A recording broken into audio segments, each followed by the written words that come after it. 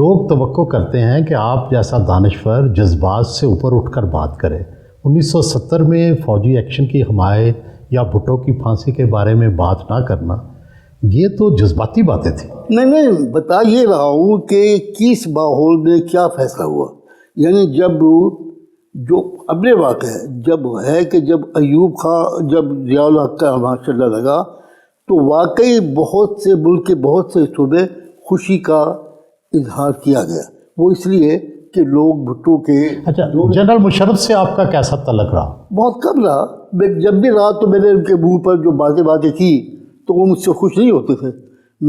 مثلا میں نے ایک دفعہ کہا، وہ کوئی کانفرنس ہو رہی تھی تو انہوں نے خواتین کی جو نمائندگی تھی اس پہ جو نیشنل اسمبلی میں بہت اضافہ کر دیا تھا. تو میں نے ان سے کہا، انہوں نے اپنی کانفرنس کی، میں نے کہا بات یہ ہے کہ بظاہر تو ٹھیک لگتا ہے لیکن اس کے بعد خواتین کی جو تعداد جتنی بڑھ جائے گی اس کے بعد اسمبلیوں میں کچھ سنجیدہ کام تو نہیں ہوگا.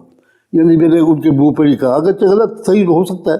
تو مطلب میری جب بھی ان سے بات ہوئی میری ان سے کوئی زیادہ ایکویشن نہیں ڈیولپ ہوئی. عمران خان اور نواز شریف اور پیپلز پارٹی اس وقت 3 بڑے حریف ہیں. اس میں سے آپ کس کو نسبتاً بہتر، کس کو نسبتاً اس سے کم، کس طرح سے ریٹ کریں گے؟ بہرحال ہر ایک کا اپنا اپنا کردار ہے، لیکن میں یہ سمجھتا ہوں کہ عمران خان ایک امید کے استعارے کے طور پر ابھرے تھے، لیکن وہ اپنی جو ان کا مزاج ہے اس کی وجہ سے وہ اپنے لیے بھی مسائل پیدا کیے انہوں نے اور ملک کے لیے بھی بہت مسائل پیدا کیے.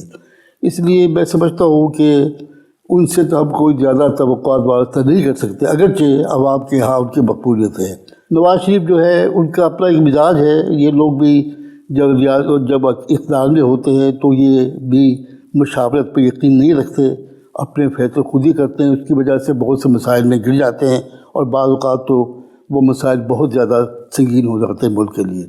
باقی یہ جو ہے زرداری صاحب جو ہے وہ سیاسی طور پر بہت ہی ہوشیار آدمی ہے، سمجھدار آدمی ہے اور وہ دیکھ بھال کے چلتے ہیں، اس لیے وہ اپنے راستہ جگہ بنا لیتے ہیں. لیکن آئیڈیل لوگ ہی نہیں ہے. کوئی بھی آئیڈیل نہیں. آئیڈیل کون تھا؟ آئیڈیل تو کوئی اچھا پوری پاکستان کی تاریخ میں کوئی آئیڈیل رہا ہے؟ آئیڈیل اچھے لوگ بھی آئے، مطلب آئیڈیل تھے تو پاکستان کو انہوں نے چلایا نا، جن مشکل حالات میں چلایا. یہ آپ کا خیال ہے قائد اعظم اور لیاقت علی خان کے بعد کوئی نہیں آیا؟ نہیں آئے، جبھی تو چلے. یہ بات تو نہیں ہے لیکن اب کنٹریبیوٹ تو کیا ہے. پھر بھی کوئی نام بتائے نا. نہیں، ہر ایک نے پارشلی دکھے نا. ایوب خان نے بھی کنٹریبیوٹ کیا کہ اس نے صنعتی ترقی تو کی ہے، اس کو موقع ملا، 10 سال موقع ملا، باہر کی تمام طاقتوں نے ایک ساتھ تعاون کیا تو ملک کے اندر جی ڈی پی بڑھی تو ہوا. لیکن جو اصل بات تھی کہ عوام کو ان کا حقوق دینا اور عوام کو فیصلوں میں شامل کرنا، ان کی مرضی سے حکومت چلانا، ان کو طاقت بنا، یہ کام تو لوگوں نے کب کیا. پاکستان کیا کرے کہ پاکستان ترقی کرنا شروع کر دے؟ پاکستان کا سیدھا راستہ جو ہے کہ جمہوریت اختیار کرے. عوام کو اصل بات تو یہ کہ عوام جو ہے ان کے اوپر انویسٹمنٹ کی جائے، ان کی تربیت ہو، ان کو اس قابل بنایا جائے کہ اپنے وہ معاملات خود چلائیں اور اچھے طریقے سے چلائیں. ہم عوام کو تو ترجیح دیتے ہی نہیں اس سرے سے، نہ عوام کی جو ان کی ضرورتیں ان کا کوئی خیال رکھتے ہیں، اپنا سوچتے ہیں، اپنا پیٹ بھرتے ہیں اپنے. تو مطلب عوام کو آپ بنیادی اہمیت دیں گے.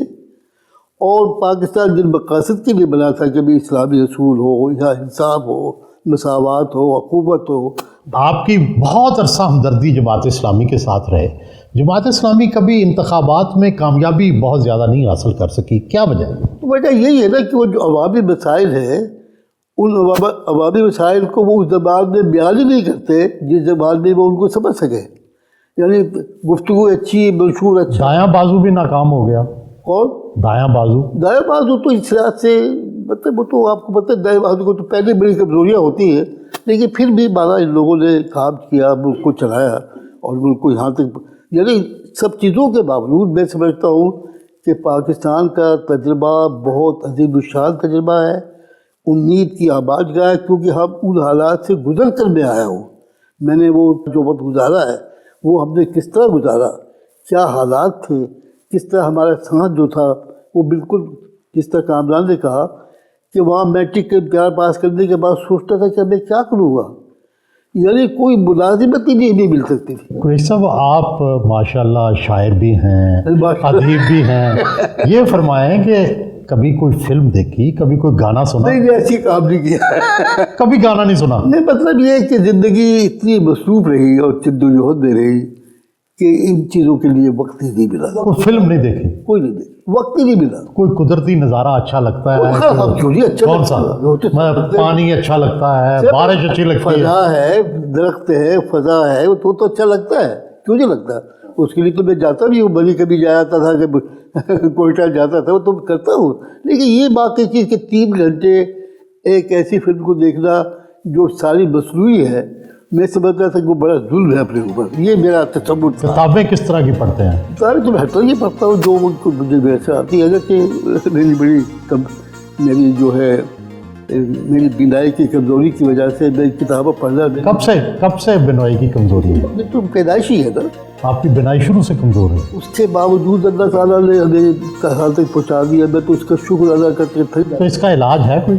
بھائی جن مشکل حالات ہم نے پڑھا اور جو ہمارے ہندو لڑکے اور سکھ لڑکے ہم نے جس طرح طرز کرتے تھے، ان میں سے نکل کر پڑھتا یہاں تک پہنچنا کہ اب میں آپ سے بات کرنے کا شرف حاصل کرتا. نہیں ہمیشہ. تو بتائیے، تو مطلب اس سے بڑی اور اللہ تعالیٰ کی نعمتیں، اس کی احسانات اتنے زیادہ ہے.